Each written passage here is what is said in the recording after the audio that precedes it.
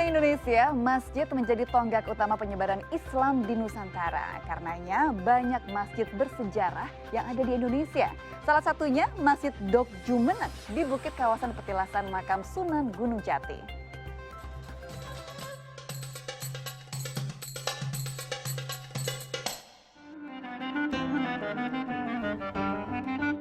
Cirebon kaya akan situs-situs bersejarah bernafaskan syiar Islam. Ini tak lepas dari jejak dakwah Islam pada era Wali Songo atau Sembilan Wali.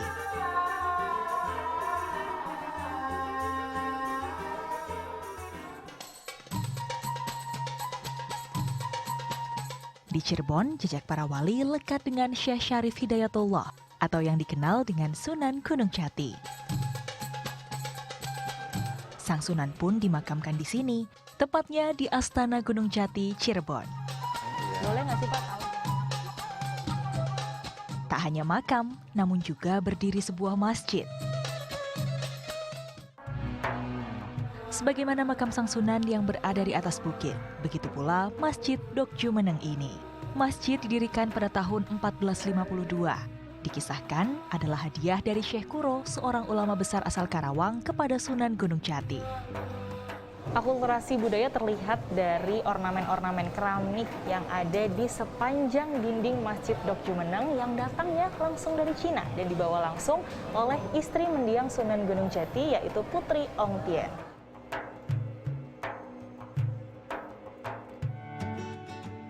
Menyerupai kelopak bunga dengan pola yang ditata sedemikian rupa. Tak diketahui jumlah pasti dari ornamen-ornamen keramik antik yang secara apik terpasang di sepanjang dinding masjid. Konon jumlahnya mencapai ribuan. Terdapat beduk tua yang berusia lebih dari 400 tahun yang masih tergantung dengan kokoh di teras masjid.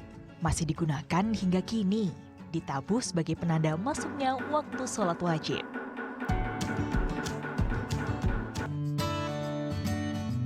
Di sini juga ada mushaf Al-Quran berusia ratusan tahun yang ditulis tangan. Posisi masjid yang berada di lereng bukit menjadikan konstruksi masjid dibuat berundak tanpa sekat. Terdapat 4 jenjang serambi. Tiap serambi dihubungkan oleh tangga yang tegak lurus dengan pintu masuk masjid. Tiap serambi adalah ruangan sholat. Jamaah laki-laki ditempatkan di 3 serambi teratas, sedangkan serambi terakhir digunakan untuk jamaah perempuan. Serambi teratas hanya dibuka dan digunakan 1 kali tiap pekannya, yaitu di hari Jumat. Konon, ruangan 20 x 20 meter inilah yang merupakan bangunan asli Masjid Dok Jumeneng. Keunikannya karena ini ada dibangun di atas bukit, ya. Jadi makanya masjidnya itu jadi tingkat-tingkat itu. Enggak seperti masjid-masjid yang lain. Kalau tingkat-tingkat masjid yang lain kan karena memang lantai 1, lantai 2. Kalau ini kan enggak, karena di atas bukit.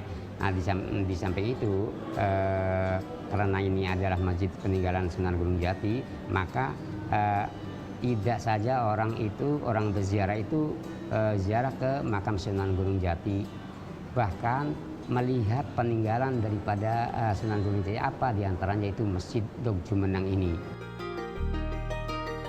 Nama Dok Jumeneng memiliki arti duduk dan jangan hanya berdiam.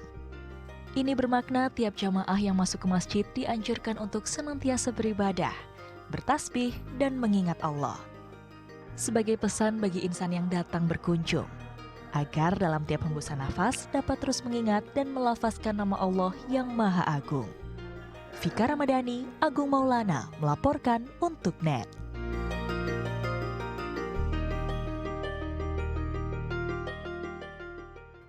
Nah, good people, kalau yang berikut ini adalah kekayaan tradisi Nusantara, yaitu membangunkan warga sahur dengan menggunakan alat musik bambu tradisional yang disebut tradisi kokoo.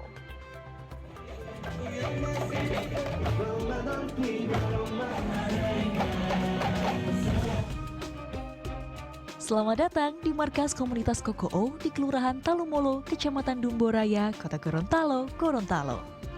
Di tempat inilah para pemuda bergotong royong membuat ratusan kentongan bambu yang nantinya akan dirangkai menjadi alat musik dan digunakan pada kegiatan kokoo atau ketuk sahur. Digunakan mulai malam pertama bulan Ramadan sampai hari malam terakhir bulan Ramadan.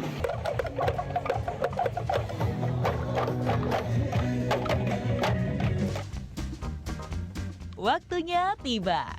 Dimulai dari depan rumah dinas wali kota Gorontalo, ratusan peserta KOKO kemudian bergerak mengelilingi jalan-jalan protokol di Gorontalo.